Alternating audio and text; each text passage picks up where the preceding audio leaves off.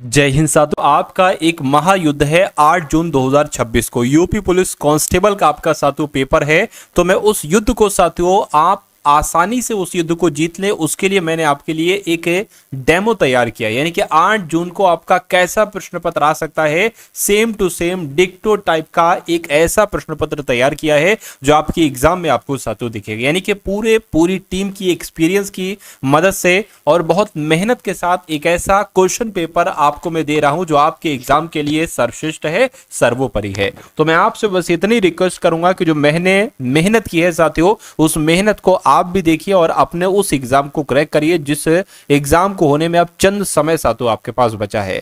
तो मैं कहूंगा अगर अपने एग्जाम से पहले आपने इस वीडियो में एंट्री की है तो देखिएगा इन हिंदी के सवालों को, इन जीके जीएस करंट अफेयर के सवालों को और रीजनिंग और मैथ्स के सवालों को देखेंगे, यानी कि पूरे पेपर का हल आज की इस वीडियो में हम लोग देखने वाले हैं। चलिए तो पहला सवाल आपकी स्क्रीन पर है। आपसे कहा जा रहा है कि आधुनिक हिंदी साहित्य और हिंदी गद्य का जनक किन्हें माना जाता है। तो किन्हें कहा जाता है? भारतेंदु हरिश्चंद्र को कहा जाता है और ये वाकई में क्वेश्चन बहुत इंपॉर्टेंट है।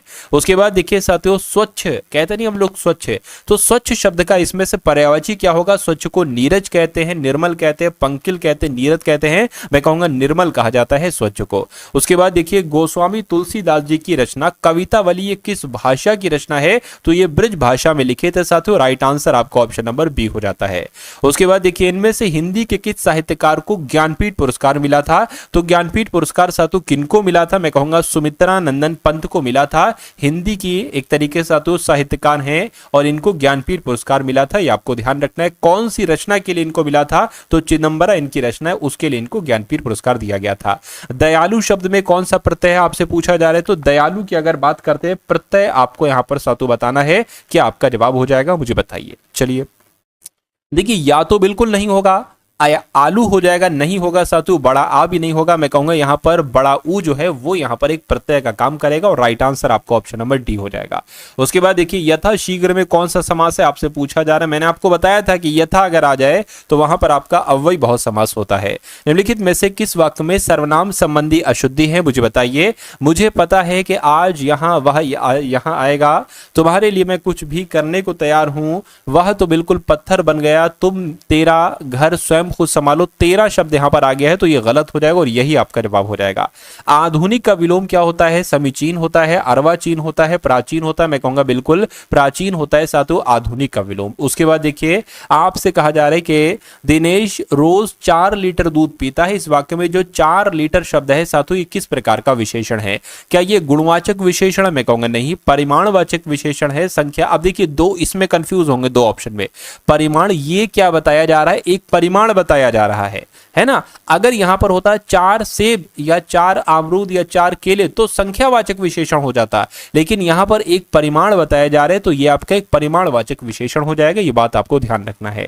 उसके बाद देखिए जिसका निवारण ना हो सकता हो, इस वाक्यांश के लिए एक शब्द क्या होगा? जिसका निवारण ना हो, जिसका निवारण ना हो यानी कि जो आपको एक तरीके से करना ही करना है हर हालत में, उसको अनिवार्य कहा जाता है। आंसर आपको ऑप्शन नंबर ए हो जाता है। दिए गए शब्द का विलोम क्या होगा? यानी कि स्थूल का विलोम क्या होता है? अग्रज होता है, स्थिर होता है, अस्थिर होता है, सूक्ष्म होता है। मैं कहूंगा स्थूल का विलोम क्या होता है साथियों? सूक्ष्म होता है। नेक्स्ट नंबर का सवाल देखिए, कह रहे कि धुंधला शब्द में विशेषण कौन सा है? जैसे कि मान लीजिए धुंधला बादल हम लोग कह सकते हैं ना, धुंधला बादल। तो बादल के बारे में बताया, संख्यावाचक विशेषण नहीं हो सकता, सार्वनामिक भी नहीं हो सकता। बादलों के बारे में गुण बताया जा रहा है कि भैया बादल कैसा है?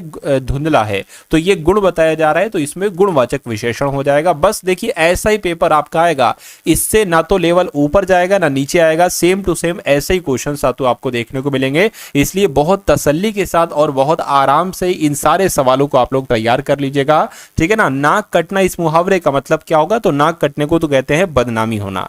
अगला सवाल देखिए, तरनी तनुजा तट तमाल, तरुवर बहु छाए, झुके कूल जो चल, परसन हित मनहु सुहाय। यानी कि इसमें कौन सा आपको बताना है? देखिए अगर हम यहां पर सातु बात करते हैं ता ता ता आ गया है तो यहां पर अनुप्रास अलंकार हो जाएगा।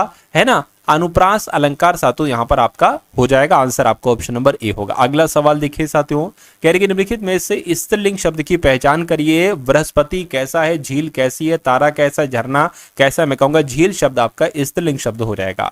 भरत मुनि के अनुसार रसों की संख्या कितनी मानी जाती है, तो मैं कहूंगा भरत मुनि के अनुसार 8 रसों की संख्या मानी जाती है। अगला देखिए, निश्चय शब्द में कौन सी संधि है, तो निश्चय शब्द की अगर हम बात करते हैं निधनचय, इसमें आपका विसर्ग लगेगा और विसर्ग संधि हो जाएगी यहां पर। अगला देखिए साथियों, स्थायी भाव की कुल कितनी संख्या बताइए, तो स्थायी भाव की कुल कितनी संख्या है, मैं कहूंगा 9 संख्या मानी जाती है। स्थायी भाव की साथियों 9 संख्या है। अगले नंबर का सवाल देखिए कि निम्नलिखित में से कौन सा अर्ध विराम चिन्ह है, तो अर्ध विराम चिन्ह मैं आपको बता चुका हूं साथियों, कुछ इस टाइप से बनाया जाता है अर्ध विराम, और ऐसा कहां पर बनाया गया है, ऐसा आपको ऑप्शन नंबर बी में बनाया गया है। उसके बाद देखिए कहा जा रहा है कि पंखा का बहुवचन क्या होगा, तो पंखा का बहुवचन क्या होगा, पंखे ये वाला होगा, ये वाला होगा, पंख होगा या पंखे होगा, मैं कहूंगा ऐसे लिखा जाएगा जिस तरीके से आपको ऑप्शन नंबर डी में लिखा हुआ है। सही वर्तनी वाले शब्द का चयन करिए, यानी कि वांछनीय कैसे लिखा जाता है, ऐसे ऐसे ऐसे ऐसे, मैं कहूंगा जैसे ऑप्शन नंबर ए में लिखा हुआ है साथियों, वांछनीय बिल्कुल ऐसे लिखा जाता है। निम्नलिखित में से शुद्ध वाक्य का चयन करिए, आपको बताना है शुद्ध वाक्य इन चारों में से कौन सा है। भारत में अनेक जातियां हैं, भारत में अनेक जाति है, ये गलत है। भारत में अनेकों जाति है, ये भी गलत है। अनेकों गलत हो जाएगा, भारत में अनेक जातियां हैं, ये पहला वाला वाक्य आपका बिल्कुल शुद्ध हो जाएगा, नीचे वाले गलत हैं। नेक्स्ट नंबर का सवाल देखिए, बच्चे गाना गा चुके हैं, इस वाक्य में मुख्य क्रिया की पहचान करें, बताइए। तो बच्चे गाना गा चुके हैं, तो इसमें मुख्य क्रिया क्या हो जाएगी साथियों, गा हो जाएगी, और गा आपके सवाल का जवाब हो जाएगा। निम्नलिखित में से संबंधित वाक्य यानी कि कौन सा एक वचन, क्या कहा जा रहा है साथियों, निम्नलिखित में से कौन सा एक वचन से संबंधित वाक्य है। कुछ लड़के खेल रहे थे, इसमें कुछ आ गया तो ये एक वचन नहीं हो सकता। आप शाखा को मत तोड़ो, इस शाखा को मत तोड़ो, आप लोग बहुवचन हो गया, घोड़े शब्द भी बहुवचन हो गया, यानी कि ऑप्शन नंबर बी वाला शब्द जो है ये आपका एक तरीके से एक वचन वाला वाक्य है। आंसर आपका ऑप्शन नंबर बी है। भरपेट में कौन सा समास है आपसे पूछा जा रहा है, मैं कहूंगा साथियों अगर भर आ जाए तो वहां पर अव्यय भाव समास होता है, ये बात मैं आपको कई बार बतला चुका हूं। निम्नलिखित में से सममात्रिक छंद, इसमें से सममात्रिक छंद कौन सा है मुझे बताइए। मैं कहूंगा साथियों चौपाई की अगर बात करते हैं तो ये एक सममात्रिक छंद है। उसके अलावा मैं आपको बता देना चाहता हूं साथियों, यूपी पुलिस कांस्टेबल के अगर आपने अभी तक प्रीवियस ईयर क्वेश्चन पेपर के हल नहीं देखे हैं तो उनको जरूर देख लीजिए। क्यों, क्योंकि उनमें से लगभग 40% क्वेश्चन आपको डिक्टो देखने को मिलेंगे। तो एक पीडीएफ आपके लिए तैयार की गई है जिसमें यूपी पुलिस कांस्टेबल की प्रीवियस ईयर शिफ्ट है, सोल्यूशन के साथ, हर क्वेश्चन के नीचे उसका सोल्यूशन है, आंसर है, तो उसको देख लेंगे तो 40% आपके कवर अप हो जाएंगे। उसके अलावा यूपी पुलिस कांस्टेबल के लिए मैंने कुछ मॉडल पेपर तैयार किए हैं साथियों पूरी टीम की मदद से। इसमें 150 क्वेश्चन के मॉडल पेपर होंगे और ये साथियों आपको हल सहित मिलेगा, ये भी आपको हल सहित मिलेगा। तो कुछ नहीं 30% कंटेंट तो इसमें से आपको देखने को मिल जाएगा। और तीसरी पीडीएफ आपको साथियों दी जा रही है इंपॉर्टेंट करंट अफेयर के क्वेश्चंस की, इसको देखिएगा। और कुछ सबसे इंपॉर्टेंट क्वेश्चन साथियों हिंदी के बहुविकल्पीय क्वेश्चन देखने को मिलेंगे जो कि आपके इस एग्जाम में आपको देखने को मिलेंगे, जो इस पीडीएफ में अवेलेबल होंगे। तो ये पीडीएफ बहुत अधिक रुपए में नहीं साथियों, सिर्फ और सिर्फ 45 रुपीज में दी जा रही है। डिस्क्रिप्शन में लिंक है, वहां से जाकर आप इस पीडीएफ को साथियों प्राप्त कर सकते हैं, है ना। और लगभग 70% तक कंटेंट आपको देखने को मिलेगा। इस पीडीएफ से पहले अगर आप इस वीडियो को देख रहे हैं तो आपके एग्जाम में जितने भी दिन बाकी हो, जितने भी समय बाकी हो, तो इस पीडीएफ को लीजिएगा, जितना इसको पढ़ सकते हैं पढ़ लीजिएगा, आपका ये पेपर साथियों बहुत आराम से क्रैक हो जाएगा। तो पानी किस शब्द का अनेकार्थी शब्द है आपसे पूछा जा रहा है। तो पानी की अगर बात करते हैं साथियों प्रतिष्ठा का है, पारा का है, युक्ति का है या दूध का है, मैं कहूंगा प्रतिष्ठा का है। तो प्रतिष्ठा आपके सवाल का जवाब हो जाएगा। अगले नंबर का सवाल है कि निम्नलिखित वाक्यों में से भविष्यत काल को पहचानिए, यानी कि कौन सा वाक्य आपको भविष्य काल लग रहा है। गाय घास चरती है, बिल्कुल नहीं है। रोहन मुंबई गया था, ये भी नहीं है। भविष्य काल की अगर बात करते हैं, जाऊंगी मैं कल घूमने जाऊंगी, ये आपका भविष्य काल वाला वाक्य हो जाएगा।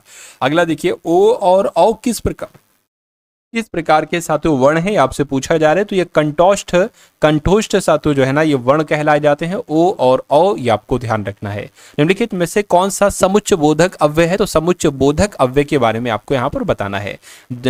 अरे, उफ, धीरे धीरे, अथवा, तो अथवा शब्द जो यहाँ पर होगा ये एक समुच्चय बोधक अव्यय हो जाएगा। गीता ने कहानी लिखकर पुरस्कार प्राप्त किया, इस वाक्य का उदाहरण है, यानी कि ये कैसा वाक्य है। क्या ये सरल वाक्य है, मिश्र वाक्य है, संयुक्त वाक्य है। संयुक्त वाक्य जब होता है जब बीच में तथा और किंतु परंतु लेकिन आ जाए। मिश्र वाक्य ऐसे होता है अगर उसमें क्यों आ जाए, क्यों नहीं बल्कि के आ जाए, क्योंकि आ जाए।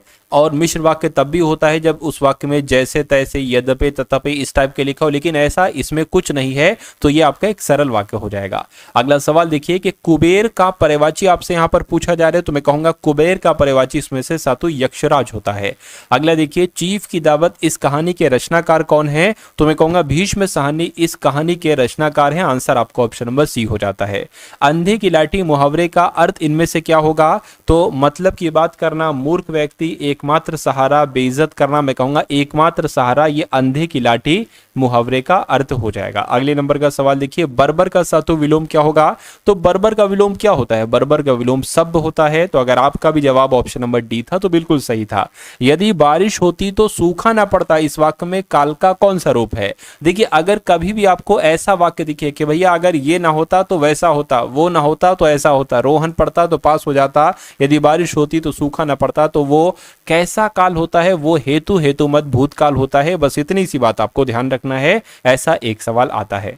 महात्मा का विलोम क्या हो सकता है, तो महात्मा का विलोम क्या हो सकता है, मैं कहूंगा दुरात्मा होता है। बिल्कुल सातु दुरात्मा होता है महात्मा का विलोम। तो अब आपके 37 सवाल हो चुके हैं और 37 सवाल ही आपके हिंदी के सेक्शन के पूछे जाएंगे। अब हम लोग सातु यहाँ पर जीके, जीएस, यूपी जीके और करंट अफेयर के सवालों को अब देखेंगे, है ना। तो बहुत तेजी के साथ इन सवालों को देखेंगे, ये आप लोग अच्छे तरीके से देख लीजिएगा। भारतीय राष्ट्रीय कांग्रेस की अध्यक्ष बनने वाली पहली भारतीय महिला कौन थी, तो सरोजिनी नायडू थी, आपको ध्यान रखना है। अगला सवाल देखिए कि रेवोल्यूशन 2020 उपन्यास के लेखक कौन है, तो इस उपन्यास के लेखक कौन है, मैं कहूंगा चेतन भगत इस उपन्यास के लेखक हैं।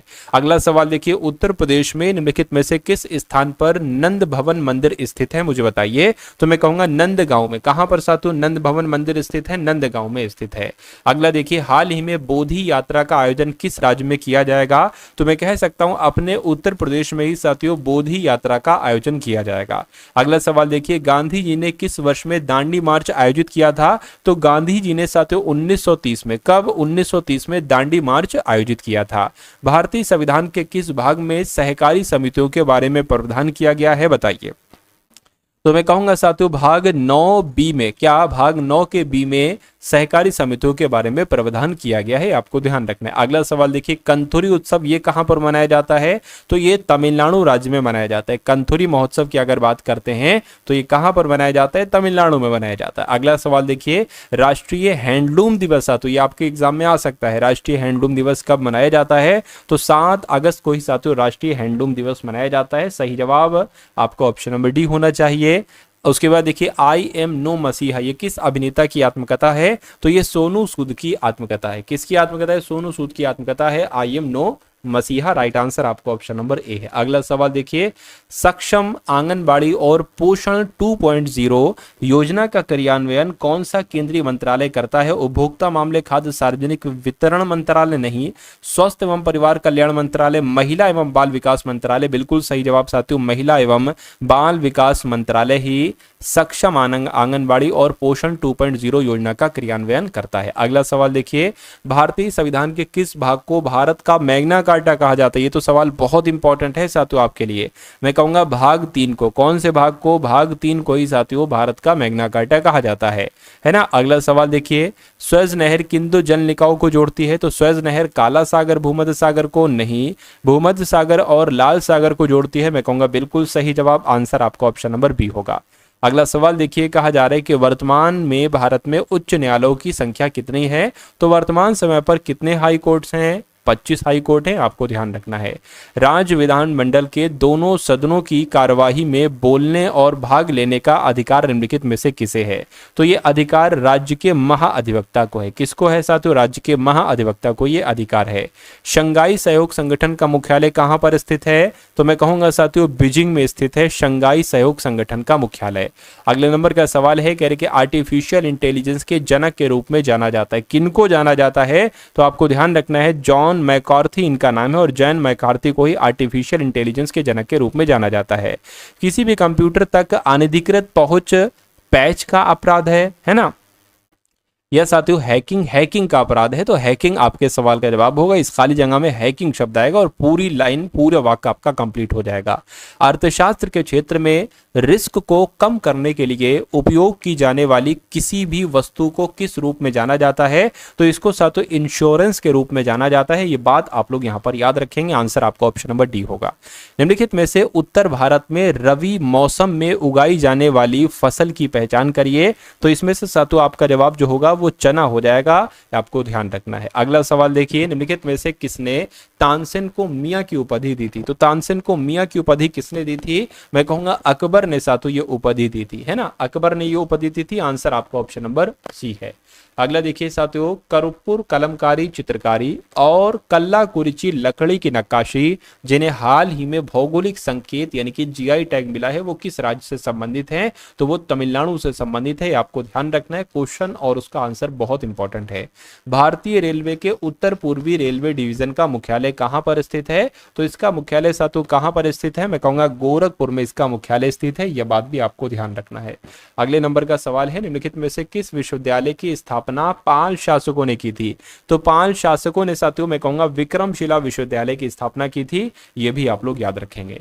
उसके बाद देखिए आपसे कहा जा रहा है कि कौन से वर्ष में अपनाए गए भारतीय राष्ट्रीय कांग्रेस के तिरंगे झंडे के केंद्र में एक चरखा रखा गया है? तो आपका जवाब साथियों क्या हो सकता है, मुझे बताइए।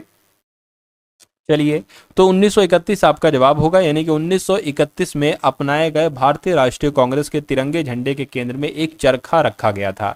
उसके बाद देखिए, भारत के प्रसिद्ध स्मारकों के संदर्भ में निम्नलिखित में से कौन सा युग्म सही है? तो कौन सा युग्म सही है? लिंगराज मंदिर गुजरात में है? नहीं। ऊनाकोटी गुफा मंदिर मेघालय में? नहीं। श्री हरमंदिर साहिब पंजाब में है? ये बिल्कुल सही हो जाएगा और इसमें से सही है, एक सही था, तो कौन सा? ऑप्शन नंबर सी वाला सही था। चलिए, गांधी सागर वन्यजीव अभयारण्य ये किस राज्य में स्थित है? तो ये मध्य प्रदेश में स्थित है साथियों, ये भी आप लोग यहां पर याद रखेंगे। अगला सवाल देखिए कि हाल ही में वन नेशन वन पोर्ट की शुरुआत किस मंत्रालय ने की है? तो इसकी शुरुआत पत्तन पोत परिवहन और जलमार्ग मंत्रालय ने की है। ये आप लोग साथियों याद रखेंगे। अगला देखिए, हाल ही में अंतर्राष्ट्रीय मलेरिया सम्मेलन 2026 किस शहर में आयोजित किया गया है? तो ये किस शहर में आयोजित किया गया है? मैं कहूंगा ये नई दिल्ली में आयोजित किया गया है। तो नई दिल्ली आपके सवाल का जवाब होगा। अब 10 सवाल 2026 के करंट अफेयर के हम लोग यहां पर देख लेंगे, क्योंकि लगभग 10 सवाल आपके करंट अफेयर के पूछे जाएंगे। इंडिया वीक 2026 की शुरुआत हुई है, तो यह भी हाल फिलहाल में साथियों इसकी शुरुआत कोलंबो में की गई। ये इंपॉर्टेंट क्वेश्चन है, आप लोग ध्यान रखेंगे। हाल ही में धर्म परिवर्तन पर रोक लगाने के लिए किस राज्य सरकार ने धर्म की आजादी बिल 2026 को मंजूरी दी है? तो छत्तीसगढ़ ने यह काम किया है। धर्म परिवर्तन पर रोक लगाने के लिए छत्तीसगढ़ राज्य सरकार ने धर्म की आजादी बिल 2026 को मंजूरी दी है। महिलाओं की रात्रि सुरक्षा के लिए निर्भया निशा पहल किस राज्य में शुरू की जाएगी? तो निर्भया निशा पहल पता कहां शुरू की जाएगी साथियों? केरल में शुरू की जाएगी। अगला देखिए, all England open badminton championship खिताब किसने जीता है? तो यह खिताब साथियों किसने जीता है? लिन चुनयी ने यह खिताब जीता है। आंसर आपका ऑप्शन नंबर बी है। अगला सवाल आपकी स्क्रीन पर है, किस राज्य सरकार ने धर्म स्वतंत्र विधेयक 2026 पेश किया है, जिसमें जबरन धर्मांतरण के लिए 10 साल तक की जेल का प्रावधान है? तो आपका जवाब यहां पर साथियों महाराष्ट्र हो जाएगा, यानी कि महाराष्ट्र राज्य सरकार ने धर्म स्वतंत्र विधेयक 2026 पेश किया है, जिसमें जबरन धर्मांतरण करने के लिए 10 साल तक की जेल का प्रावधान है। आंध्र प्रदेश उच्च न्यायालय के न्यायाधीश के रूप में किसने कार्यभार ग्रहण किया है? तो मैं कहूंगा जस्टिस लिसा गिल इनका नाम है, और ये आंध्र प्रदेश के उच्च न्यायालय के न्यायाधीश के रूप में इन्होंने कार्यभार संभाला है। उसके बाद देखिए, पंचू दोल मेलन यात्रा कहां आयोजित की गई है? तो ये यात्रा कहां आयोजित की गई है? मैं कहूंगा ओडिशा में साथियों ये यात्रा आयोजित की गई है ना। अगला सवाल देखिए, जुलाई 2026 में अल्टीमेट टेबल टेनिस के 7वें सीजन की मेजबानी कौन करेगा? क्या पुणे करेगा, गोवा करेगा, मुंबई करेगा? मैं कहूंगा गोवा करेगा। आंसर आपका ऑप्शन नंबर बी है। अगला देखिए, पॉली उमरीगर पुरस्कार 2026 से किसे सम्मानित किया गया है? तो साथियों शुभमन गिल इनका नाम है, और शुभमन गिल को पॉली उमरीगर पुरस्कार 2026 से सम्मानित किया गया है। 15 मार्च 2026 को नई दिल्ली में आयोजित बीसीसीआई नमन अवार्ड्स में भारतीय टीम के स्टार क्रिकेटर और कप्तान शुभमन गिल को प्रतिष्ठित पॉली उमरीगर पुरस्कार से सम्मानित किया गया है। उन्हें 2024-25 के लिए सर्वश्रेष्ठ पुरुष अंतर्राष्ट्रीय क्रिकेटर चुना गया था। वहीं स्मृति मंदाना को बेस्ट महिला इंटरनेशनल क्रिकेट चुना गया। तो सबसे इंपॉर्टेंट जो निचोड़ निकलता है वो ये क्वेश्चन निकलता है, इतना आप लोग याद रखेंगे। उसके बाद देखिए, national highway authority of India ने किसके सहयोग से पहला national highway green cover index launch किया है? तो ये साथियों इसरो की मदद से किया है, यानी कि इंडियन स्पेस रिसर्च ऑर्गेनाइजेशन की मदद से किया है। ये बात आप लोग ध्यान रखेंगे। उसके बाद साथियों अब आपके सामने यहाँ पर यूपी पुलिस कांस्टेबल के लिए रीजनिंग के हम सबसे बेस्ट क्वेश्चन यहाँ पर देखेंगे। बेस्ट कॉन्सेप्ट होंगे, बेस्ट क्वेश्चन होंगे, बिल्कुल एग्जाम ओरिएंटेड साथियों क्वेश्चन यहाँ पर आप लोग देखेंगे। तो आप लोग साथियों इन चीज़ों को बहुत आसानी से और बहुत बारीकी से के साथ साथियों मैं आपको समझाने की पूरी कोशिश करूंगा।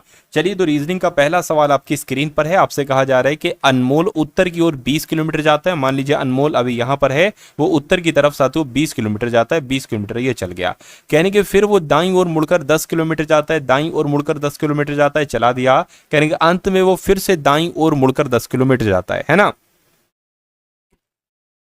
अंत में वो दाईं ओर मुड़कर 10 किलोमीटर जाता है, ठीक है। दाईं ओर मुड़कर साथियों 10 किलोमीटर चल गया।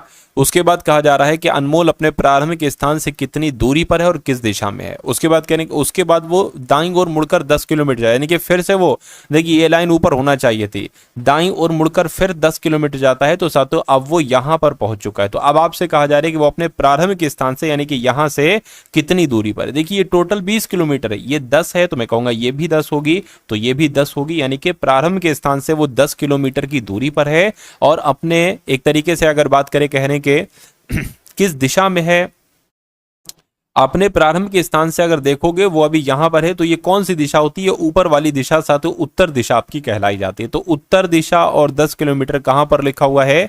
ऑप्शन नंबर ए में। उसके बाद देखिए अगला सवाल है, कहने के साथियों 6 कर्मचारी हैं LNPRTV एक वृत्ताकार मेज के चारों ओर केंद्र की ओर मुंह करके बैठे, लेकिन जरूर नहीं इसी क्रम में। अब सवाल यहां से आपका स्टार्ट होता है। आपसे यहां पर कहा जा रहा है कि VN के बाएं, देखिए 6 कर्मचारी हैं केंद्र की तरफ मुंह करके बैठे हैं, तो यहां तक हम लोग बना लेते हैं 1 2 3 4 5 और 1 6, ये 6 लोग साथ तो यहां पर हो चुके हैं। उसके बाद आपसे कहा जा रहा है कि N के बाएं दूसरे स्थान पर V है, तो आप इसको बैठा दो साथों। मान लीजिए N आपने यहां पर बनाया, N के बाएं दूसरे स्थान पर V है, यानी कि V यहां पर हो गया। LP के दाएं देखिए अब वो आप देखिए जहां पर V लिखा हो या N लिखा हो, यहां पर N लिखा हुआ है, तो इस लाइन को देखेंगे। इस लाइन को देखने के बाद N के दाएं तीसरे स्थान पर P है, तो N आपका यह है। N के दाएं तीसरे स्थान पर P है, 1 2 3, यानी कि P आपका यहां पर बैठ जाएगा। अब देखिए P आपको यहां पर मिल रहा है, तो आसानी हो जाएगी। P के तुरंत बाएं L है, तो P के तुरंत बाएं L है, यानी कि L आपका यहां पर आ जाएगा। यानी कि P के बाएं को दूसरे स्थान पर R है, तो P कहां पर? यहां पर P के बाएं को तुरंत दूसरे स्थान पर R है, तो मैं कहूंगा R साथ तो यहां पर बैठ जाएगा। अब बचा कौन? T बचा, T आपका यहां पर हो जाएगा। यानी कि V के तुरंत दाएं को कौन बैठा हुआ है? तो V के तुरंत दाएं को कौन बैठा हुआ है? T बैठा हुआ है, तो T आपके सवाल का जवाब होगा। और जिनका भी आंसर T है, मैं कहूंगा आंसर आपका बिल्कुल करेक्ट है। उसके बाद देखिए अगला सवाल आपसे कहा जा रहा है कि एक क्लास में छात्र कतार में खड़े हुए हैं। एक छात्र दाहिनी तरफ से, यानी कि दाहिनी तरफ से 11वें स्थान पर है, और बाईं तरफ से अगर इसको काउंट किया जाए साथियों तो ये 9वें स्थान पर है। यानी कि इधर से काउंट करते हैं तो 11वें स्थान पर, इधर से काउंट करते हैं 9वें स्थान पर, तो कह रहे हैं कि उस कतार में टोटल कितने छात्र खड़े हैं। अगर कभी भी ऐसा सवाल है तो 2 नंबर आपके सामने होंगे, इन दोनों नंबर को जोड़ देना और उसमें से एक घटा देना। क्यों? क्योंकि ये जो नंबर है ये 2 बार काउंट किया गया, इसलिए इसको घटाना पड़ेगा। 9 11 20 हो जाएगा, 20 में से एक घटाओगे 19 आ जाएगा। मैं कहूंगा उस कतार में टोटल 19 लोग हैं, और 19 आपके सवाल का बिल्कुल सही जवाब है। उसके बाद देखिए अगले नंबर का सवाल आपकी स्क्रीन पर है। देखिए सवाल को और साथियों मुझे बताइए आपका जवाब यहां पर क्या हो सकता है। देखिए आपसे यहां पर कहा जा रहा है, आपको समझाया जा रहा है कि DEVOUR को WGEQFT लिखा जाता है, तो उसी प्रकार इसको ये लिखा जाता है। तो ब्लैंकेट को यहां पर क्या लिखा जा सकता है? पहले समझिए कि आखिर इसमें लॉजिक क्या लगाया है एग्जामिनर ने। यहां पर देखिए D से W हो गया है, तो मुझे तो इतना पता है कि भैया अपोजिट लेटर अगर आपको याद है तो बहुत अच्छी बात है। जिसके A का अपोजिट Z होता है, B का अपोजिट Y होता है, C का अपोजिट X एक्स होता है, डी का अपोजिट डब्ल्यू होता है। ये चीजें आप लोग याद कर लीजिए। डी का अपोजिट डब्ल्यू है तो एक चीज मुझे यहाँ पर हो गई अपोजिट है। उसके बाद ई से यहाँ पर जी हो गया, तो भाई साहब ये तो फिर तो दो बड़ा है। यहाँ पर वी की अगर बात करते, देखिए वी का अपोजिट ई होता है, ओ से क्यू हुआ है दो बड़ा। अच्छा ऐसा ना, दो मतलब इसका और इसका दो बढ़ रहा है ना। और देखिए यू का अपोजिट क्या होता है, एफ होता है, और आर में दो जोड़ो तो टी पड़ेगा। समझ गए बात को? यानी कि इसका इसका इसका, ठीक है ना। क्या होगा साथियों, इसका तो आपका अपोजिट होगा। बाकी ये जो है ना बचे हुए ये होगा, इनके दो बढ़ रहे हैं। देखिए दो बढ़ रहे, डी में दो बढ़ गए, आई में दो बढ़ गए, तो बस हमें बात समझ में आएगी। अब सबसे पहले देखिए बी का अपोजिट क्या होता है, मैं कहूंगा वाई होता है, वाई आपका हो जाएगा। एल आपको दो बढ़ाना है, एल में दो बढ़ाओगे एन आ जाएगा। ए का अपोजिट क्या होता है, जेड होता है, एन में दो बढ़ाओगे तो साथियों पी आ जाएगा। तो ये थोड़ा देखिए कहां पर लिखा हुआ वाई एन जेड पी, तो Y N Y N Y N Z P आपका ये ऑप्शन नंबर सी वाले में लिखा हुआ है, तो ये आपका जवाब होगा। समझ गए साथियों? कॉन्सेप्ट बस आप समझ लीजिए। अगर आपको मैक्सिमम कॉन्सेप्ट आपने तैयार कर लिए तो यूपी पुलिस कांस्टेबल का हर एक लॉजिक के क्वेश्चन को आप बहुत आराम से कर लेंगे साथियों। यकीन मानिए पिछली साल बच्चों ने तैयारी करके 55 में से 55 सवाल भी बिल्कुल सही किए हैं। तो अगर आप मेहनत के तरीके से साथियों, मेहनत से आप पढ़ाई करेंगे तो मेरा मानना है कोई इकलौता कॉन्सेप्ट या आपका सिंगल कॉन्सेप्ट ऐसा नहीं होगा जो आपको आता ना। हाँ, हड़बड़ी में अगर आप दिखे तो हड़बड़ी में तो गलत हो सकता है, बाकी अगर बहुत अच्छे तरीके से आपने क्वेश्चन पेपर को सॉल्व किया तो आपका रीजनिंग में तो एक क्वेश्चन भी साथियों जा नहीं सकता है ना आपके हाथ से। चलिए तो देखते साथियों अगले नंबर का सवाल, क्योंकि ये एक युद्ध है, एक धैर्य का युद्ध है। जिसने धैर्य के साथ पढ़ाई कर ली, अब मान लीजिए आपको उबास लग रही है, आप ऊब रहे हो, तो पढ़ाई में ऊब रहे हो तो फिर सिलेक्शन कैसे होगा साथ। तो इसलिए बस अगर आपका दिल ऐसा कर रहा है कि भाई अब जाना चाहिए, वीडियो छोड़कर जाना चाहिए, तो समझ लीजिए कि सिलेक्शन आपको चाहिए नहीं है। आप सिर्फ एक नाटक कर रहे हो सिलेक्शन लेने का, पढ़ाई करने का, है ना। तो मैं तो यही कहूंगा सब्र के साथ साथ तो इस वीडियो को देखते जाइए और अपने कॉन्सेप्ट को तैयार करते जाइए। देखिए XHOS को यहाँ पर 84 लिख दिया गया है, CRFY को यहाँ पर 112 लिख दिया गया है, तो ZIOE को क्या लिखा जा सकता है, बस इतनी सी बात आपसे यहाँ पर पूछी जा रही। देखिए अगर हम देखिए इसको अगर हम जोड़ते हैं, जैसे कि ये आपका X24 पर होता है, H8 पर होता है, O15 पर होता है, S19 पर होता है, इसको जोड़ने पर 84 तो नहीं आ रहा। देखिए जरा 24 और 8 कितना हो जाएगा, 34 और 32 हो जाएगा, 32 15 और 19 कितना होता है, 14 15 16 हो जाएगा, सॉरी 16 हो जाएगा, और आपका 4 5 6 यानी कि 66 हो रहा है, 84 तो नहीं हो रहा है। तो अब एक दूसरा काम करिए, ये लॉजिक तो मुझे नहीं लग रहा है कि लग पाएगा। एक दूसरा काम आप ये कर सकते हैं कि इनके अपोजिट होते हैं, जैसे कि x का अपोजिट क्या होता है साथों, x का अपोजिट क्या होता है ये मुझे बताइए। c होता है, और c जो होता है 3 पर होता है। h किसका अपोजिट होता है, h आपका s का अपोजिट होता है, और s आपका 19 पर होता है। o जो है ना वो l का अपोजिट होता है, और l आपका 12 पर होता है। s आपका h का अपोजिट होता है, और h आपका 8 पर होता है। इसको जोड़िए, 12 8 20 हो गए, 20 और 20 40 39 हो गए, है ना। 39 आपके कितने हो जाएंगे, फिर 42 हो जाएंगे। अच्छा 42 हो गए, लेकिन 42 दुना सातों 84 होते हैं, तो ऐसे भी हो रहा है। इसको भी एक बार देख लें, डायरेक्ट इसको देखें, फिर हम इसको देख लेते हैं सातों। देखिए जैसे कि C का अपोजिट X होता है, X आपका 24 पर होता है, समझ गए। R की अगर बात करते हैं सातों, R का अपोजिट I होता है, I आपका सातों 9 पर होता है, और ये आपका F का अपोजिट U होता है, वो आपका 21 पर होता है, और यहाँ पर सातों 2 आपका आ जाएगा। तो देखिए कितना हो गया, 21 2 22 23 आपका 23 और 10 33 यानी कि 32 और 24 कितना होता है, मैं कहूंगा 56 होता है। 56 दूना कितना होता है, 6 दूना 12, 5 दूना 10 11, देखिए 112 आ गए। यानी कि अब हमें समझ में आ गया इसमें सातु क्या हो सकता है, क्या आपका लॉजिक लगेगा।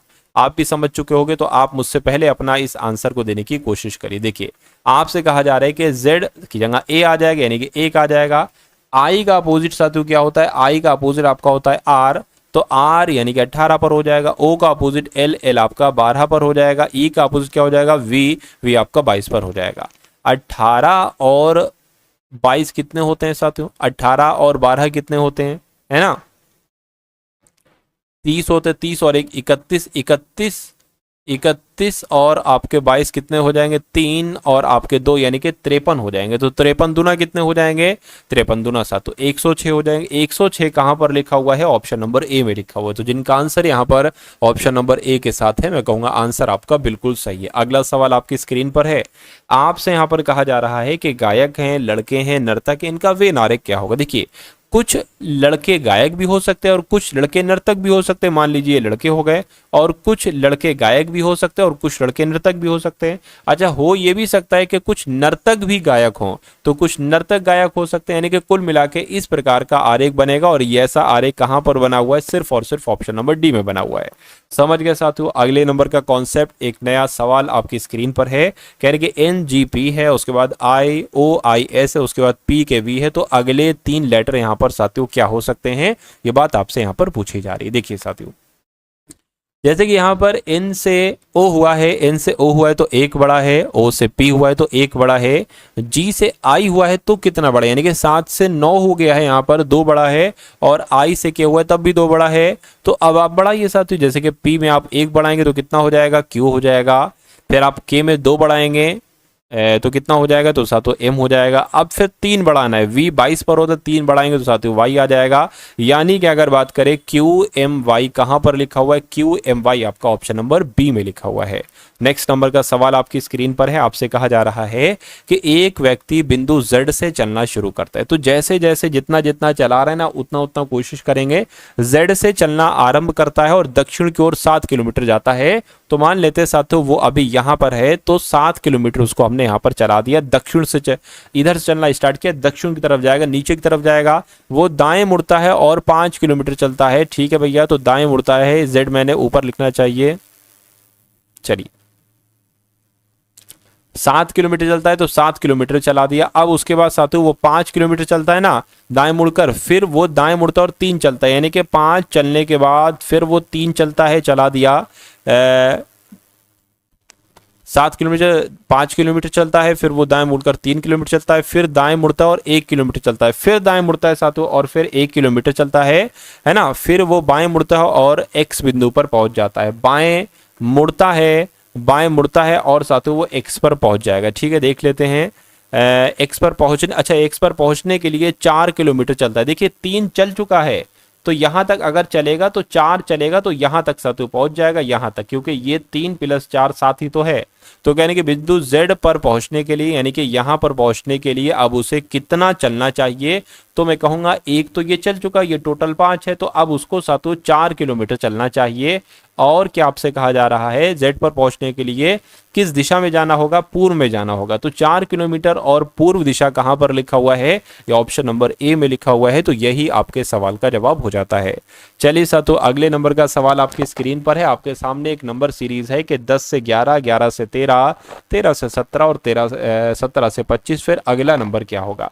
देखिए यहाँ पर 1 बढ़ाया गया है, यहाँ पर 2 बढ़ाया गया है, 13 से 17 हुआ है, 4 बढ़ाया गया है, यहाँ पर 8 बढ़ाया गया है। तो जाहिर सी बात देखिए डबल हो रहा है, तो 16 यहाँ पर बढ़ाया जाएगा। 25 16 कितना होता है साथियों, 25 और 41 हो जाएगा कुल मिला के साथियों। 41 कहाँ पर लिखा हुआ है, ऑप्शन नंबर ए वाले में लिखा हुआ है।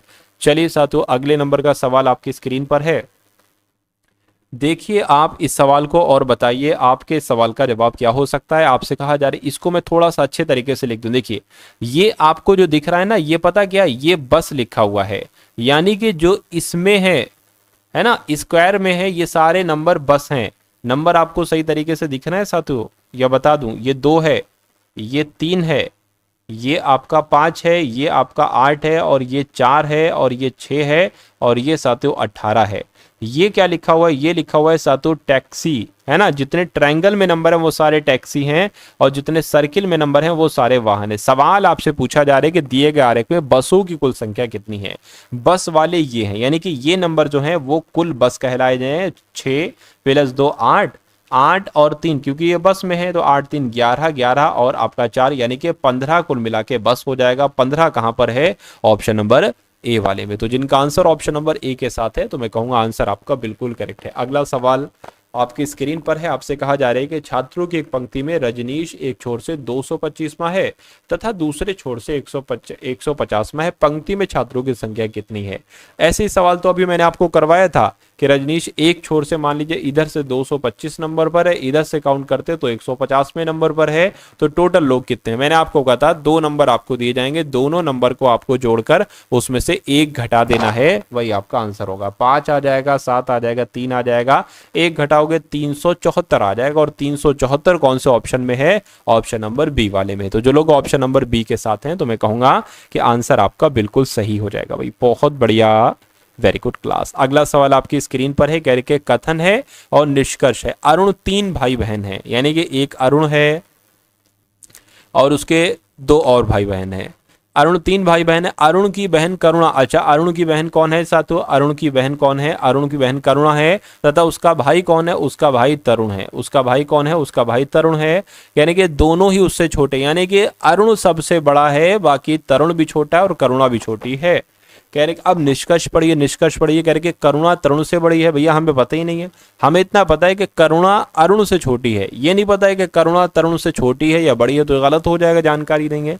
करुणा और तरुण दोनों समान आयु के हैं, ऐसा कैसे हो सकता है? अगर है भी तो हमें जानकारी नहीं दी गई है, जानकारी नहीं दी गई है तो उसको हम गलत मानते, जानकारी नहीं देते हैं, यानी कि दोनों ही यहाँ पर गलत हो जाएंगे। और ऐसा कहाँ पर लिखा हुआ है? ऐसा आपका ऑप्शन नंबर डी में लिखा हुआ है। चलिए अगले नंबर का सवाल आपकी स्क्रीन पर है, देखिए सवाल को और बताइए आपका जवाब क्या होगा। आपको ये नंबर दिख रहे हैं, नहीं दिख रहे हैं साथ? तो मैं लिख देता हूं, 1 सेकंड रुकिए, मैं इसको लिख देता हूं अच्छे तरीके से, 1 सेकंड रुकिए। देखिए ये 9 लिखा हुआ है, ये 12 लिखा हुआ है, ये 3 लिखा हुआ है, ये 17 लिखा हुआ है, ये 26 लिखा हुआ है, ये 50 लिखा हुआ है और ये प्रश्नवाचक चिन्ह है, और ये साथियों 12 लिखा हुआ है। समझ गए? अब देखिए जैसे कि 3 17 करके और 26, उसी प्रकार साथियों 12 और 14 और 50 आ गया है। 9 12 यहाँ पर कौन सा नंबर आएगा? बस इतनी सी बात आपसे यहाँ पर पूछी जा रही है साथियों, ट्राई करके यहाँ पर आप लोग मुझे बता दीजिए। चलिए देखिए अगर हम यहाँ पर इन दोनों नंबर को घटाते हैं साथियों, 26 में से 17 को अगर हम घटाते हैं तो कितना आता है साथियों? 16 में से 7 जाएगा 9, यानी कि 9 आता है। ठीक है ना? कितना आता है साथियों? 9 आता है। चलिए कोई दिक्कत नहीं है। अब 9 जो आता है, ये 9 से ये नंबर बना है, कैसे बना है? 3 से भाग दिया गया है। चलिए देखते हैं। 50 में से अगर हम 14 को घटाते, किसको साथियों? तो आता है साथियों 36। अब 36 से 12 कैसे बना है? भाग दिया गया है, 3 से भाग दिया, इसको भी 3 से भाग दिया गया तो ये बना, भाग इसको भी 3 से दिया गया तो ये 12 बना। अब हमें एक ऐसा नंबर यहां पर रखना होगा जो कि हम इन दोनों को घटाएं। अगर हम ऑप्शन नंबर ए को माने 39, तो 39 में से अगर हम 12 को घटाते हैं मान लीजिए, तो 27 हमारे पास बचता है। ये कैसे आएगा? अगर हम 3 से इसको भाग देंगे तो 3 नीम 27, देखिए 9 आ गया, यानी कि यहां पर 39 नंबर ही आएगा और यही हमारे सवाल का बिल्कुल सही और सटीक जवाब हो जाएगा। उसके बाद देखिए साथू, अब आपके सामने यहाँ पर मैथ्स के क्वेश्चन स्टार्ट है। आप सभी को पता है साथू, मैथ के पूरे कितने सवाल पूछे जाएंगे? पूरे पूरे लगभग 20 से 21 सवाल साथू पूछे जाएंगे। तो इन 20 से 21 सवालों को अगर आप करना चाहते हैं तो टारगेट सिलेक्शन चैनल को साथू सब्सक्राइब कर लीजिए, और जितनी चीजें आपको साथू दी जाएं, जितने कॉन्सेप्ट, जितने क्वेश्चंस आपको दिए जाएं, उतने क्वेश्चन साथू आप लोग बहुत अच्छे तरीके से तैयार कर लीजिए। चलिए तो खैर साथू बढ़ते हैं इस सवाल की तरफ। इस सवाल में कहा गया है कि यदि किसी भिन्न के अंश में 17% की वृद्धि की जाती है और उसके हर में 12% की कमी की जाती है। देखिए ये अंश और ये हर क्या होता है? मान लीजिए एक संख्या है x बटा y करके, या जिसको हम लोग साथों कह सकते हैं 2/4 या 2/3 या 2/5 या 5/3। तो ये जो ऊपर वाला नंबर है साथों, ये अंश कहलाया जाता है, और नीचे वाला नंबर होता है साथों, इसको हर कहा जाता है। ठीक है ना? इतनी बात समझ में आ गया? अच्छा, कह रहे कि जब इतना इतना की वृद्धि और इतनी कमी की जाती तो उस भिन्न का मान जो है ना वो 39/44 हो जाता है। तो मूल भिन्न कितनी है? मूल भिन्न मान लीजिए कितनी है? x बटा वाई है। कितनी है साथियों? x बटा वाई है। तो मान लेते हैं साथियों क्या x में, यानी कि x के अंश में 17% की वृद्धि की जाती है, तो जब 17% की वृद्धि की जाएगी तो 117 हो जाएगा, बिल्कुल सही। और हर में यानी कि y में 12% की कमी की जाएगी तो वो साथियों 88% हो जाएगा, बिल्कुल सही। तो जब इतना इतना किया जाता है तो वो भिन्न कितनी हो जाती है? वो भिन्न साथियों 39/44 हो जाती है। तो मूल भिन्न बताइए, यानी कि x बटे y का मान आपसे पूछा जा रहा है। इतनी बात क्लियर करना है आपको। देखिए यहां पर साधु बराबर है तो बराबर में क्रॉस मल्टीप्लाई कराते हैं तो कैसे क्या होगा साधु, x बटे वाई बराबर 39/44 ये है, और 88 गुणा 39 से होगी, ठीक है 88 गुणा 39 से कर दी। उसके बाद 117 गुणा 44 से होगी तो 117 की गुणा 144 से कर दी। इसको कैलकुलेट करिए साथों, आपका आंसर आ जाएगा। देखिए 44 से कम 44, 44 दूना 88 हो जाएगा, ठीक है ना। इतनी बात साथों क्लियर है। और अगर यहां पर साथों इसको हम लोग कट करें तो कैसे यहां पर कर सकते, देखकर मुझे बताइए।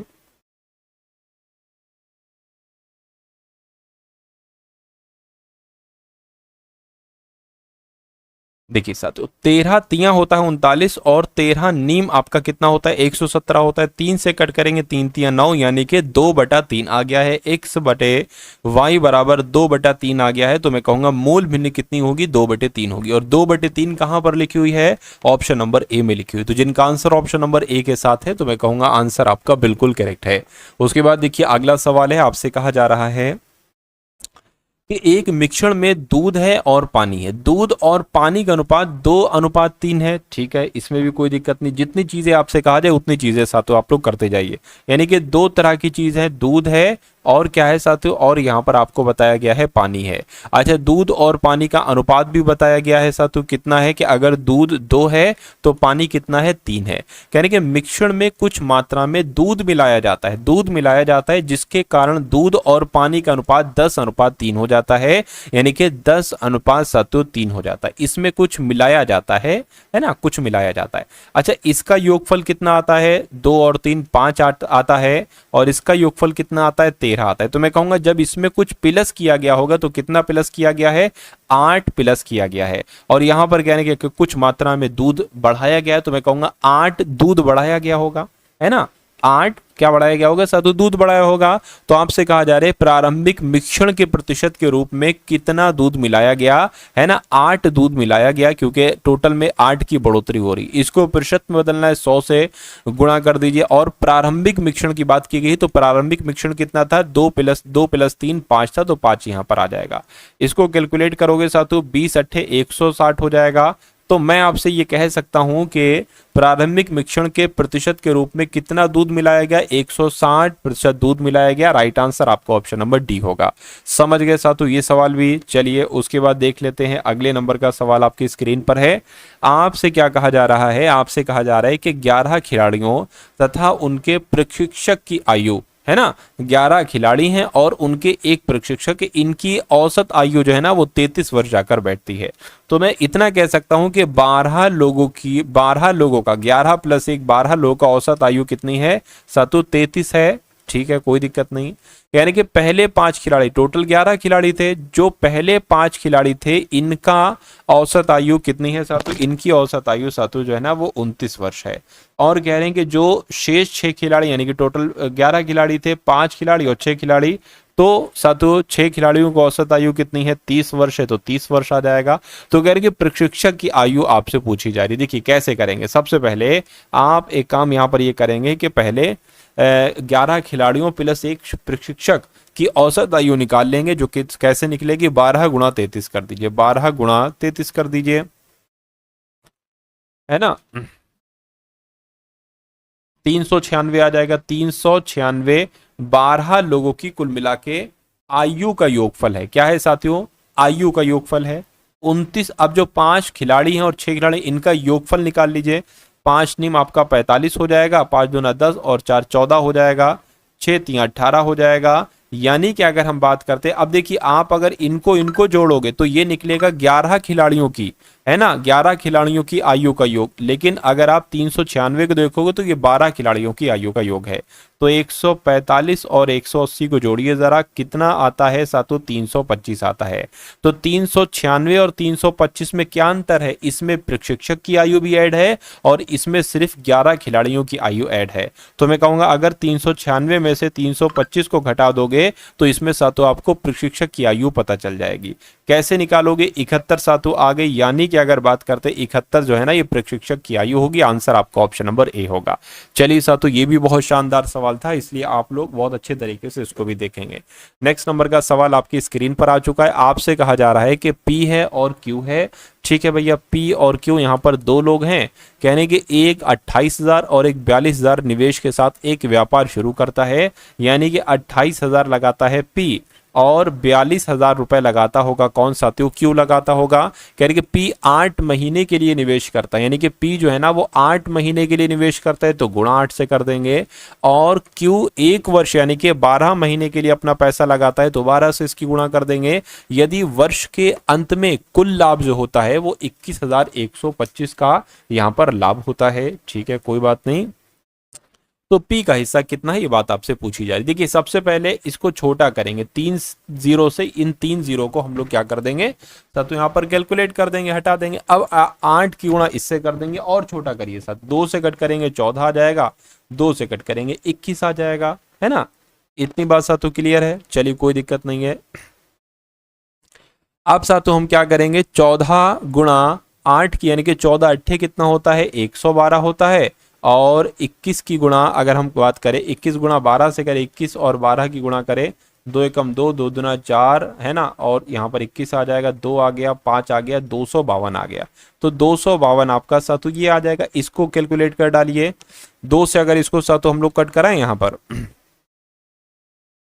2 से कट कराते हैं साथों, यहाँ पर कितना आ जाएगा एक बार देखिए जरा।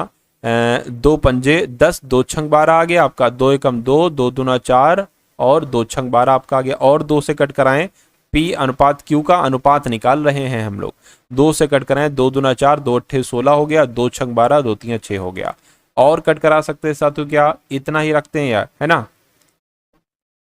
7 चौक 28 और 7 नीम कितना हो जाएगा 63 आपका हो जाएगा। तो कुल मिला के अब मैं ये कह सकता हूं कि देखिए जितना जितना वो पैसा लगाएंगे, है ना, जैसे कि इन्होंने इतना इतना पैसा लगाया तो उतने उसी के हिसाब से उनको लाभ मिलेगा। तो मान सकते हैं कि 4 लाभ अगर P को मिला है तो Q लाभ 9 को मिलेगा और टोटल लाभ 21,125 मिला है। तो P का हिस्सा क्या था, ये बात आपसे पूछी जा रही है। तो टोटल 21,125 यहाँ पर है। P का हिस्सा आपसे पूछा जा रहा है, P का हिस्सा 4 है। 4 + 9 ये नीचे आ जाएगा, जो कि यहाँ पर सातों क्या हो जाएगा आपका 13 हो जाएगा। इसको कैलकुलेट करा लीजिए, आपका आंसर बड़े ही सातों आराम से यहाँ पर आ जाएगा। ठीक है ना। चलिए ट्राई करते हैं सातों इसको हम लोग। देखिए 13 से कट करेंगे तो ये 21 है, 13 एकम 13 हो जाएगा। इतनी बात क्लियर है। और अगर बात करते हैं सातों यहाँ पर कितना जाएगा, यहाँ पर 125 है, ये 13 है, ये है ना। तो मैं कहूंगा सातों यहाँ पर 8 जाएगा, तो ये आपका 81 हो जाएगा। अच्छा 13 छंग कितने होते हैं साथियों, 13 पंजे 65, 13 छंग आपके 78 होते हैं। 13 छंग 78 होते हैं। तो आपका क्या 13 एकम 13, 13 छंग आपका 78 हो जाएगा। ये 81 है, 81 है, 78 हो गया। तो कितना जाएगा साथियों, 3 बचेगा। 3 आपका जो लगेगा वो इसमें लग जाएगा साथियों। अभी आपका 32 हो गया है ना।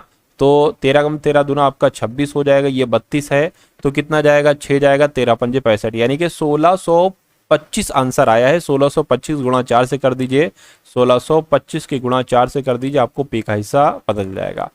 4 पंजे आपका 20 हो जाएगा, 4 दूना 8, 9 और 10 हो जाएगा, 4 छंग 24, 25 आपका हो जाएगा, 4 एकम 4 6, यानी कि 6500 P का हिस्सा निकलेगा। 6500 कहां पर लिखा हुआ है, ऑप्शन नंबर डी में लिखा हुआ है। तो जिनका आंसर यहां पर ऑप्शन नंबर डी के साथ है तो बिल्कुल सही आपका आंसर यहां पर हो जाएगा। नेक्स्ट नंबर का सवाल आपकी स्क्रीन पर है।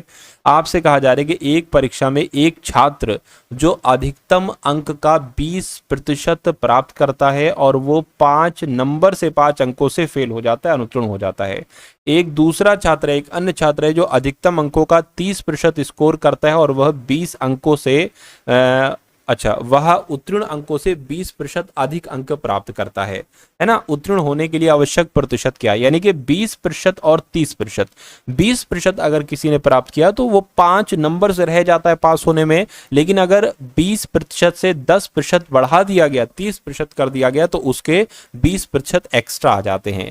यानी कि इन दोनों का अंतर कितना है और इन दोनों का योगफल कितना है, इन दोनों का अंतर 10% है। तो मैं कहूंगा 10% की वैल्यू कितनी है, 5 + 20 25 है ना। 10% की वैल्यू कितनी है साथियों, 25 है। तो मैं ये कहूंगा साथियों, अब देखिए यहाँ उत्तीर्ण होने के लिए आवश्यक प्रतिशत क्या है, ये आपसे पूछा जा रहा है। 20% पहले तो निकालिए, तो 10% 25 है, तो 20% कितना हो जाएगा, 20% आपका साथियों हो जाएगा 50, है ना, 50 हो जाएगा। अब अच्छा 2% और देखिए यहाँ पर, क्योंकि मुझे ऐसा लग रहा है कि जो 5 है ना ये 2% है। जब 10% 25 नंबर है तो मैं कहूंगा 22% पर बच्चा पास होगा, 22% पर। तो उत्तीर्ण होने के लिए आवश्यक प्रतिशत क्या होगा, तो 22% होगा। 22% आपके सवाल का जो होगा वो बिल्कुल सही और सटीक जवाब हो जाएगा। चलिए उसके बाद देखिए अगले नंबर का सवाल आपकी स्क्रीन पर है, देखिए सवाल को और साथियों बताइए आपका जवाब क्या होगा। आपसे कहा जा रहा है कि दो संख्याओं का लघुत्तम समावर्त यानी कि एलसीएम और महत्तम समावर्तक यानी कि एचसीएफ, एलसीएम है 1105 और एचसीएफ है 5। यदि लघुत्तम समावर्त यानी कि एलसीएम पहली संख्या का 17 गुना है ना, पहली संख्या का 17 गुना है एलसीएम, यानी कि अगर हम बात करते हैं साथियों एलसीएम को अगर हम 17 से भाग देते हैं तो हमें पहली संख्या पता चल जाएगी, है ना, पहली संख्या पता चल जाएगी। तो साथियों चलिए इसको हम भाग दे लेते हैं। यहाँ पर 1105 की भाग अगर हम 17 से देते हैं तो 65 आता है, यानी कि पहली संख्या 65 हो गई। अरे भाई इसका मतलब क्या, यदि लघुत्तम समावर्त यानी कि अगर 1105 पहली संख्या का 17 गुना है, यानी कि पहली संख्या 65 है, पहली संख्या का 17 गुना, अगर 65 की गुणा 17 से कराओगे, 65 की गुणा 17 से कराओगे तो वही 1105 आ जाएगा। तो यहाँ पर गुणा कर लो, ये भाग कर लो, तो कुल मिला के पहली संख्या आपकी 65 हो गई, दूसरी संख्या हम मान लेते हैं x हो गई। लघुत्तम समावर्त 1105 है और एचसीएफ कितना है साथियों 5 है। इतनी बात क्लियर है, कहिए बिल्कुल क्लियर है। अब इनको आप क्या करिए कैलकुलेट, देखिए 5 से कैलकुलेट करेंगे तो 5 से कम 5, 5 3 15 हो जाएगा, है ना, इतनी बात साथियों क्लियर है। 13 से अगर इसको हम कट करेंगे 13 पंजे 65, x बराबर 1105 और 13 आ जाएगा, 13 पंजे 65, 13 छंग 78, 13 सत्ते 91, 13 अट्ठे 104, 6 बचेगा, यहाँ पर आ जाएगा 13 पंजे 65, यानी कि दूसरी संख्या 85 हो जाएगी। पहली संख्या 65 है, दूसरी संख्या 85 है। 65 85 कहाँ लिखा हुआ है, ऑप्शन नंबर सी में लिखा हुआ है, तो मैं कहूंगा यही आपका जवाब हो जाता है। कप का एक सेट जब 720 रुपए की कीमत पर बेचा जाता है तो 20% का नुकसान होता है, यानी कि 20% का नुकसान होता है, यानी कि 80% में बेचा जाता होगा। तो 80% में बेचा जाता है तो 720 रुपए में बेचा जाता है, यानी कि 80% की वैल्यू 720 है। तो कह रहे कि 5% का लाभ लेने के लिए सेट को किस कीमत पर बेचा जाना चाहिए। 5% का अगर लाभ लेना है तो 105% में उसको बेचना है। 80% की वैल्यू 720 है तो 105% की वैल्यू साथियों कितनी होगी, ये बस आपको निकालना है। देखिए 720 बटा 80 कर दोगे तो ये 1% की वैल्यू आ जाएगी। आपको 105 की निकालना है तो 105 से इसको गुणा कर दो साथियों, 105% की वैल्यू आ जाएगी। बस आपको इसको कैलकुलेट करना है और आपका आंसर आपके सामने। 0 से 0 कैंसिल हो जाएगा, है ना, 0 से आपका 0 कैंसिल हो जाएगा। 8 नीम आपका 72 हो जाएगा। 9 की गुणा 105 से करा लीजिए, 9 पंजे आपका 45 हो जाएगा, 9 एकम 9 हो जाएगा, यानी कि बेचा जाना चाहिए लाभ 5% का लाभ लेने के लिए उसको 945 रुपए में बेचा जाना चाहिए। आंसर आपका ऑप्शन नंबर सी होगा। चलिए साथियों अगले नंबर का सवाल आपकी स्क्रीन पर है, देखिए सवाल को और बताइए आपका जवाब यहाँ पर क्या हो सकता है। आपसे देखिए कहा जा रहा है कि ए और बी एक कार को 18 दिन में करते हैं, जो जैसे जैसे कह रहे हैं वैसे वैसे करते जाइए। ए और बी एक कार को 18 दिन में करते हैं, उसके बाद साथियों बी और सी उसी काम को 32 दिन में करते हैं, और ए प्लस सी उस काम को कितने दिन में करते हैं साथियों, 52 दिनों में करते हैं। इतनी बात क्लियर है, बिल्कुल क्लियर है। और उसके बाद देखिए साथियों कहा जा रहा है कि ए बी सी एक साथ अगर इस काम को करते हैं, क्या ए प्लस बी प्लस सी अगर एक साथ इस काम को करते हैं तो पूरा कार्य करने में उनको कितना समय लगेगा। ये निकालने के लिए आप एक ऐसा नंबर निकालेंगे जो कि 18 से कट जाए, 32 से कट जाए, 52 से कट जाए। हमें नहीं पता है, नहीं पता होता है तो साथियों 18, 32, 52 का एलसीएम निकाल लेंगे तो वो नंबर हमें पता चल जाएगा, जो नंबर 18, 32, 52 से कट जाए। देखिए 2 से कट करेंगे, 2 नीम 18, 16 आ जाएगा, 2 दूना 4, 2 छंग 12 आ जाएगा। 2 से कट करें, 9 नहीं कटेगा, 16 कट जाएगा, ये भी कट जाएगा। 2 से कट करते हैं, 9 नहीं कटेगा, 4 आ जाएगा, 13 का 13 आ जाएगा। अब ये सातों 2 से कट होगा एक बार और फिर 2 से कट होगा। अब किसको कट करना है? 9 को कट करना है, 13 को कट करना है। तो 3 से कट कर लेंगे, 3 3 9, 13 का 13 आ जाएगा। अब एक बार 3 लिखना पड़ेगा और एक बार 13 लिखना पड़ेगा। तो इसकी गुणा साथियों आपको यहाँ पर क्या कराना पड़ेगी? सातु कराना होगी। चलिए तो सातों हम लोग इसकी गुणा करा लेते, कैलकुलेटर का इस्तेमाल कर लेते थोड़ा बहुत हम लोग। जैसे कि 13 तिया कितना हो जाएगा? 13 तिया 39 हो जाएगा। फिर 39 तिया कितना हो जाएगा? 39 तिया आपका कितना हो जाएगा? 117 हो जाएगा। अब 117 यहाँ तक हो गया। 2 दूना 4, 4 दूना 8, 8 दूना 16, 16 दूना 32। यानी कि अब इसकी गुणा सातों 32 से करा लीजिए तो कितना आ गया? 3744 आ गया। तो वो नंबर आपका 3744 यहाँ पर आ जाए। अब देखिए 3744 ये 18 में कितनी बार कटेगा? तो 18 से भाग देते हैं साथियों, 208 आता है ना। 3744 को अब सातों भाग 32 से देते हैं, ये वाला 32, तो कितना आता है? 117 आता है। फिर सातों 3744 की अगर हम बात करते हैं तो 3744 की भाग करते हैं अगर हम 52 से करते हैं तो सातों कितना आता है? 72 आता है। अब आप क्या करेंगे? अब देखिए इसकी अगर हम लोग यहाँ पर बात करते हैं, इसका एक तो आपको जोड़ करना है, प्लस करना है, ये अंतिम सवाल है, ध्यान रखिएगा। इसको प्लस करते हैं तो कितना आता है भैया? 208 प्लस 208 प्लस 117 प्लस आपका यहाँ पर 72 हो जाएगा। तो 397 जाकर बैठा हुआ है।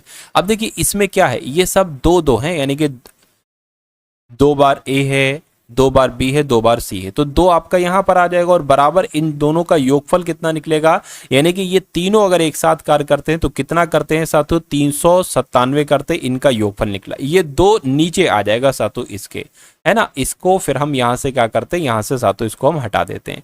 इतनी बात क्लियर होगी? अगर इतनी बात क्लियर है तो फिर आगे कोई दिक्कत आपको महसूस मुझे नहीं लगता होगी साथियों।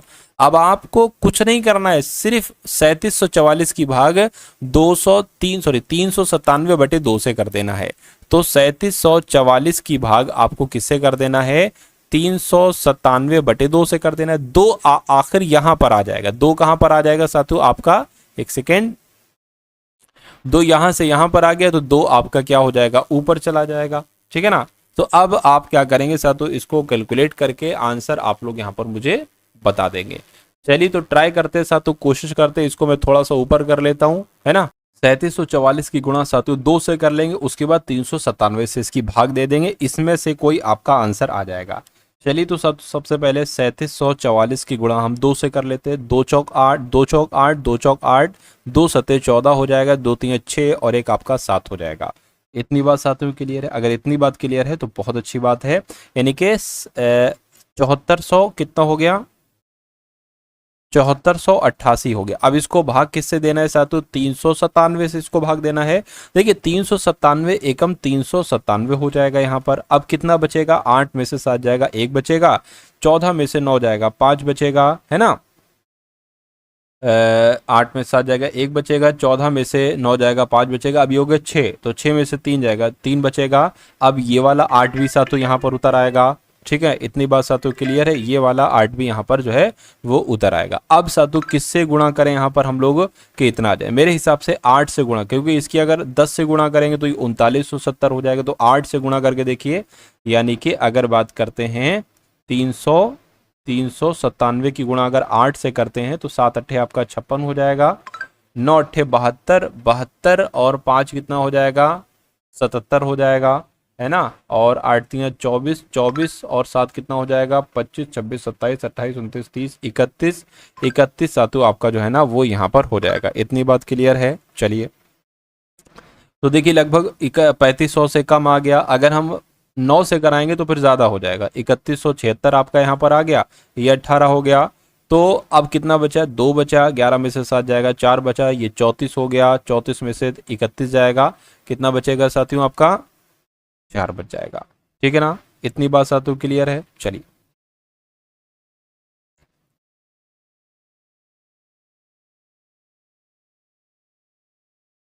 चलिए तो 3 यहाँ पर आ जाएगा, 4 नहीं बल्कि 3 यहाँ पर आ जाएगा। तो अब साथियों आपके सामने यहाँ पर क्या आ गया?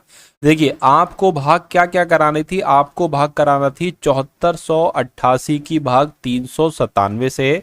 397 18 से करेंगे, ये जो आया है कितना शेषफल आया है वो आप ऊपर लिखेंगे, कहां पर 342 लिखेंगे, और किससे करा रहे थे 397 से करा रहे हो, 397 नीचे लिखेंगे, यानी कि इतने दिन का सातों समय लगेगा। तो ऐसा कहां पर लिखा हुआ है, ऐसा कौन से ऑप्शन में लिखा हुआ है, बस इतनी सी बात आपसे पूछी जा रही है। 18 दिन 342 बटे 397 दिन का समय लगेगा, ऐसा ऑप्शन नंबर ए में लगेगा। बस इसमें थोड़ी सी कैलकुलेशन थी, अगर आप ये कैलकुलेशन अच्छे तरीके से सातों सीख जाते हैं तो मेरा मानना है